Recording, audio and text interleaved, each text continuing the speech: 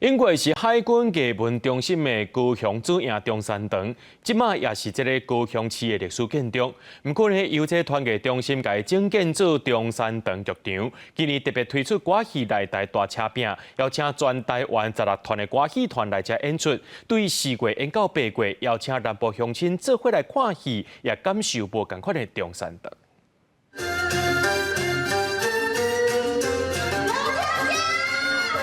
警方歌戏剧团伫台顶演出《警察局调添顶》的故事，刷来也有其他剧团演出拿刀子啊等等无共故事。各地团结中心即摆推出歌戏内台大车饼，邀请全台16团歌戏团4月要伫高雄中山堂演出。这也是中山堂中心修复了头一摆展演，由歌戏拍头阵。歌戏是咱台湾最本土原生的一个剧种，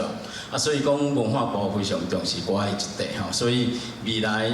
咱而且就是要做咱传统戏剧的一个培育的基地，咱先以歌戏来拍头阵。这夜中山堂过去是海军的艺文空间，也是战后高雄迎接上过的电影院。即马加做高雄市历史建筑，经过56冬，今年总算修复完成。即摆歌戏内台大车饼是为4月开始，每礼拜假日16团歌戏团连续要演出32场。邓美芬老师讲，这个青年团演出是甲台北展演的戏剧全部刷来高雄，让南部乡亲也通欣赏。我们这次呢，青年团他们特别为了这次的开幕，带来的经典好戏《去叛记》，也希望可以把台北在戏剧院演出的规格跟精致的好戏，再来咱高雄和咱高雄的乡亲看。这夜中山堂定性整修了后，即马是正做中山堂的剧场。各地团结中心表示讲，未来除了戏剧演出，也会培育传统戏剧的人才，